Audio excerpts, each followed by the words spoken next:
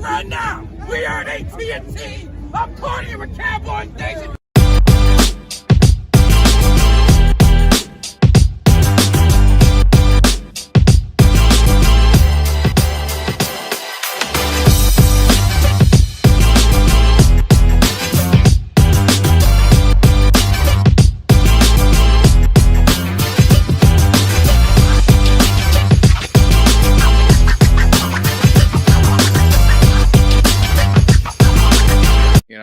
And position preview. You see, I'm getting ready for the cave. I got the other hand. I got to think about where I'm going. You got Parsons over there. He replaced Amari Cooper because we can't have people laying on the Cowboys in this cave. Got a reputation uphold. So I'm now ready. I've got everything set. Everything is ready to roll. Well, I know, Jimmy, you got nothing on there. We'll get you a couple wins, and then we'll maybe send you something when them Falcons. We'll got to start with a banner, and then maybe we'll get a picture here. Hey, at least I got my mug out tonight. Or a coffee cup. There you go. Exactly. Going. So we're starting this. We're getting things going. So I've kind of focused on the offense first. So running back did a couple weeks ago. Wide receivers we did, last week. So now we're going to focus on the offensive line. And I've always said it, and Jimmy, whether you know the Cowboys or not, when you're talking about the position offensive line, I think we both kind of agree this is where it starts. If you don't have a solid offensive line, you're going to be in a lot of trouble. And I think with Dallas, this is probably, one of the big question marks for the team.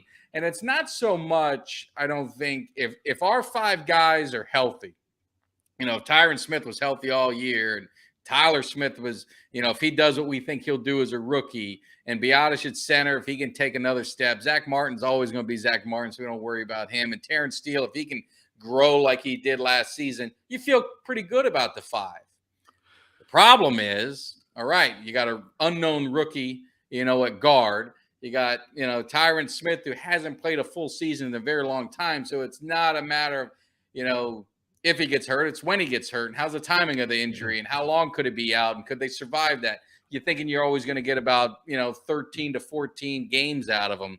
Zach Martin's not getting any younger, but he's still solid. I think he's going to be fine. Terrence Steele, he showed some flashes, and I thought he was solid. I think he was better than Lyle Collins, who they let go. So I think they've got a lot of belief in him. But he's still, he's not, not a superstar yet by any stretch. So, and Biotish was getting pushed back so much. Did he take that next step? So, if everything goes right, you feel pretty good. But the reality, this is where it all goes in Cowboys Nation's head, is you start thinking of all these question marks and all these things. And continuity at the offensive line is so important. And having those five guys healthy for as long as possible, that helps too. And we just haven't been able to see it. So, the backup situation that's where it gets a little squirrely, because you've got two rookies. You got an undrafted, rookie, and then you've also got a guy I think they drafted in the fourth round that are going to be unproven. And then you got Josh Ball, who pretty much didn't play all last season.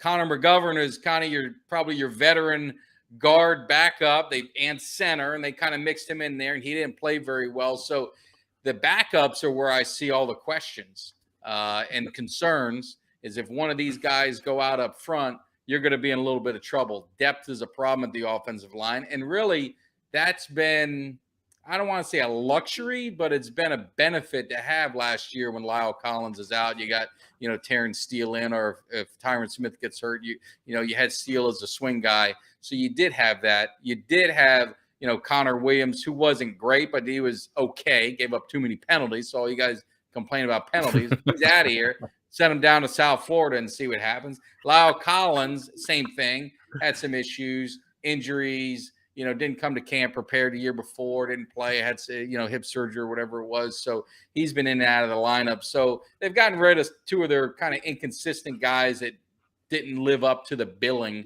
of what, not really Lyle Collins, because he was a undrafted player, but he would have been a first-round pick, but there was some stuff that came out in college. We don't need to get all of that kind of messed him up and scared people away from him. So that's the concern I have, Cowboys Nation, is that offensive line, because I know a lot of people hate on Zeke, and he didn't have his best year last year after the injury. Go look pre-injury and then go look post. I mean, he was doing very well in the early stages, and then obviously that knee injury really set him back.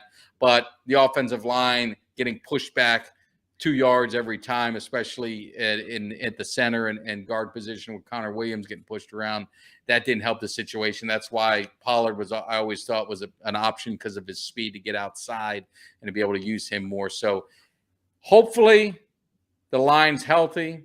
Hopefully they gel, they mesh. And Tyler Smith, so many Tylers, I get all confused, but Tyler Smith does what he needs to do to get that next level and be a legitimate guard for us, with hopefully grooming him to take over for Tyron Smith when he retires. It'll be interesting. But one of the funny things I saw with Tyron Smith is a lot of people are always down on him, but he's a pretty affordable. So if you get 14 games out of him, he's very cap friendly because he signed his contract so long ago. He's actually a bargain.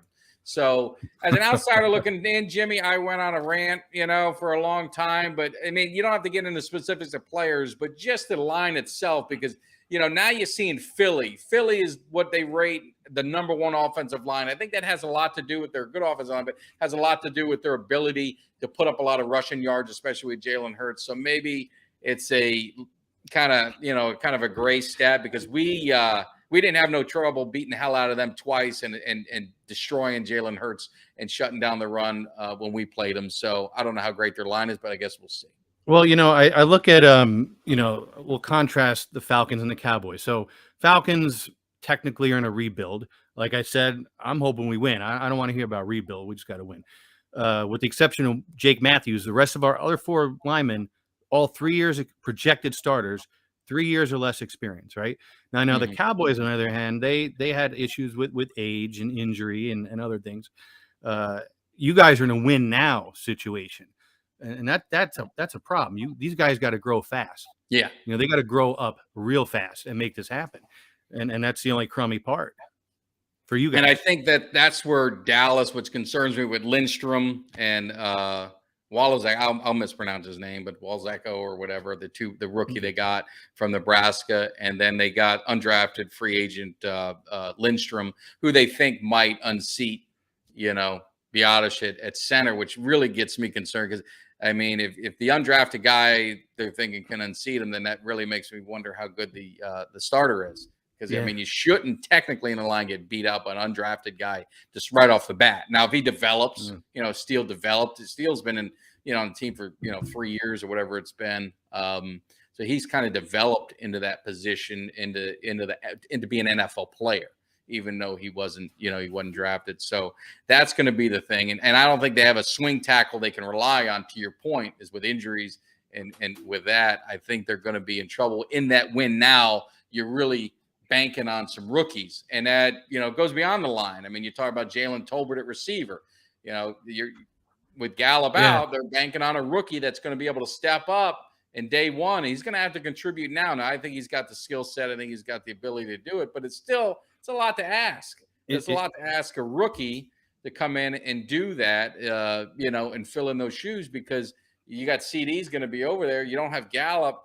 It's going to, the first few games without Gallup's going to be tricky, counting on these rookies. They really went all rookie in on the line, because we're talking about 3 rookies that more than likely are making this team that they're going to need contributions from at some point in the season, just with injuries and everything that goes with it, to make sure they're successful offensive line. Well, and that's the thing. It gets back to, all right, so your receivers, you need the run game to set up the pass. We agreed on that for decades. Problem is, you need that offensive line, the cohesive unit, to make that run game happen. Yeah. And I mean, we talked about it, and I don't know if you were the same, but when I was a kid, I was pissed when the Cowboys were drafting an offensive lineman or defensive lineman. I wanted the receiver. I wanted the running back. I wanted the cornerback. I wanted flash. You wanted Deion Sanders. Yeah, that's what we want. But as I understand football and you get older and you're watching more, and really, it's really that, that 5-on-5. I mean, defensive and offensive line, 5-on-4, I should say. That's where it's at. And, that's where the game's won, in the trenches. And that offensive line, they've got to be cohesive. They've got to be ready. Now, some can make the argument. You look at Cincinnati. Cincinnati didn't have a great offensive line, and they found a way to get to the Super Bowl. So, point taken. They didn't win, but they got there. So you do need a little bit more, but I think for the Cowboys, for what they do historically, I mean, you can go historically down the line. The one thing the Cowboys have always been known for is offensive line. Very, very few, even in them lean years. You had Flozell Adams at least. You had guys in there that could play. And of course in the 90s, you had the Great Wall, and then in the Romo era and early Dak, you had the Great Wall too. So they've always had linemen in the 70s. I mean, just a plethora of linemen, Hall of Famers, and great linemen that they've had. So that's always been a staple with Dallas is an offensive line. And I think it's a strength now, but I think there's just a lot more question marks and concerns that if some of these guys go down, it could make for a tough time. And I think that's where Dak is, which they're talking about having him run more, having him have that option, look to run. He's not a running quarterback. I don't know if anyone's seen him run. He's not graceful in the way he runs. He's a big man. He's someone that you don't want to get hit by, but he's not a fast guy. But I think what he can do, and I think he was afraid. I don't want to say afraid, but he was hesitant to do it last year, maybe because of the injury or whatever the reason was. He had opportunity to get them 5-yard slide, get 8-yard slide, get that first down, move the chain. And I think that's something he needs to do more of this season. And that could help, kind of put a Band-Aid over a questionable offensive line is to be able to do that, extend some plays and get some quick first downs with your feet. Hey, look, if you said, why don't you just pack it up? And you stare out of my face. Now, can you dig it?